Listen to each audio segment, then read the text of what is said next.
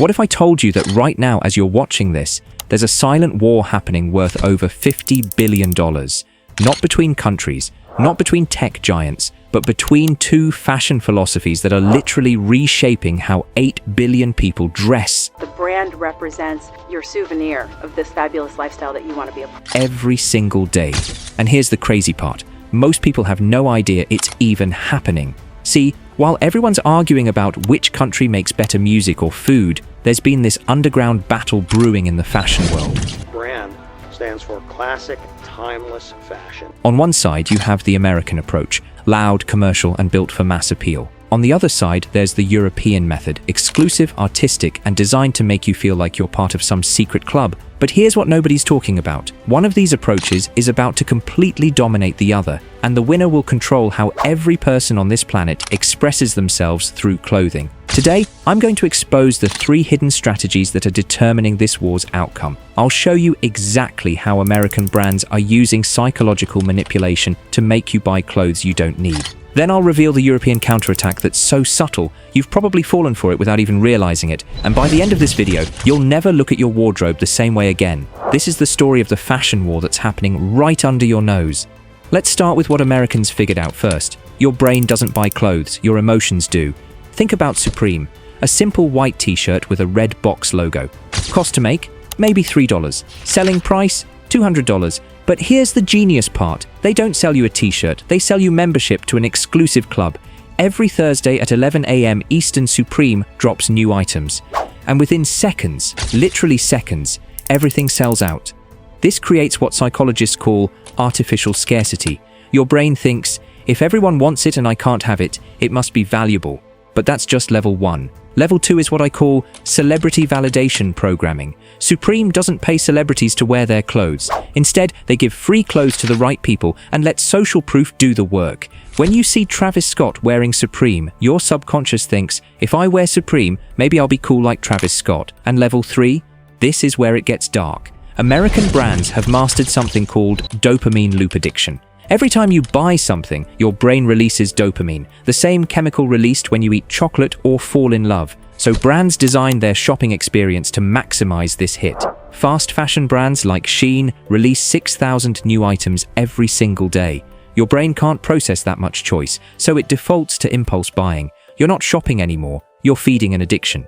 But here's where American brands got really smart. They realized that traditional fashion moved too slowly for modern consumers. So they created an entirely new category, streetwear. Streetwear wasn't just about clothes, it was about culture. Hip-hop artists weren't just wearing brands, they were becoming brands. Look at what happened with Kanye West and Yeezy. People didn't love the Yeezys the way they did for no reason. Picture this, for me to do the Yeezys and not have a joint venture backing deal with Nike. In 2015, Yeezy was worth nothing. By 2021, it was valued at $3.2 billion. How? Because Kanye didn't just design shoes, he designed desire. The Yeezy Boost 350 retailed for $220, but people were paying $2,000 on the resale market. Think about that for a second. A shoe that costs maybe $20 to manufacture was selling for 100 times its production cost. That's not fashion, that's financial alchemy. And then American brands weaponized social media. Instagram turned every person into a walking advertisement. Suddenly, wearing the right brands wasn't just about looking good, it was about getting likes, followers, and social validation. TikTok made it even worse. Now brands could create viral trends overnight. Remember the clean girl aesthetic? That wasn't a natural trend. That was a coordinated marketing campaign by beauty and fashion brands to sell you effortless looks that actually required buying dozens of specific products. But while Americans were perfecting mass manipulation, Europeans were playing a completely different game. They figured out something even more powerful. Exclusivity beats accessibility every single time. Here's how they do it. First, they use what I call heritage storytelling. Hermès doesn't sell you a handbag. They sell you 180 years of French craftsmanship. Each Birkin bag takes 18 hours to make by hand. The waiting list is 6 years long, and here's the kicker. This creates aspiration psychology. The harder something is to get, the more your brain wants it. It's the same reason people climb Mount Everest, not because it's easy, but because it's hard. Second, European brands mastered quiet luxury. While American brands put their logos everywhere, European luxury brands make their logos smaller or remove them entirely. The Row, Bottega Veneta, Brunello Cucinelli, if you know, you know. If you don't, you're not part of the club.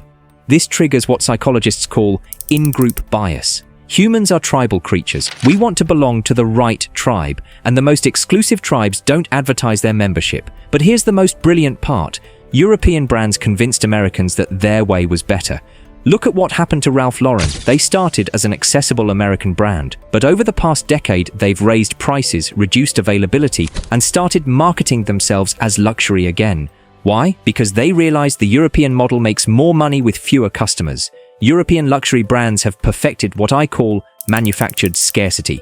Take Chanel. They raise their prices twice a year, every year without fail. A classic Chanel flat bag cost $1,150 in 1990. Today, over $10,000. That's not inflation. That's psychological manipulation. Here's how it works. When prices go up, demand goes up too. Your brain thinks, if it's getting more expensive, it must be getting more valuable. So people rush to buy before the next price increase. Chanel has turned their customers into their own sales force. And then there's the appointment culture. You can't just walk into a Hermes store and buy a Birkin bag. You need to build a relationship with a sales associate. You need to buy other items first. You need to prove you're worthy of their products. This isn't customer service, it's customer conditioning. They're training you to feel grateful for the privilege of spending your money with them. European brands also mastered the art of cultural capital. Owning a Birkin bag isn't just about having a handbag. It's about signaling that you understand taste, quality, and exclusivity.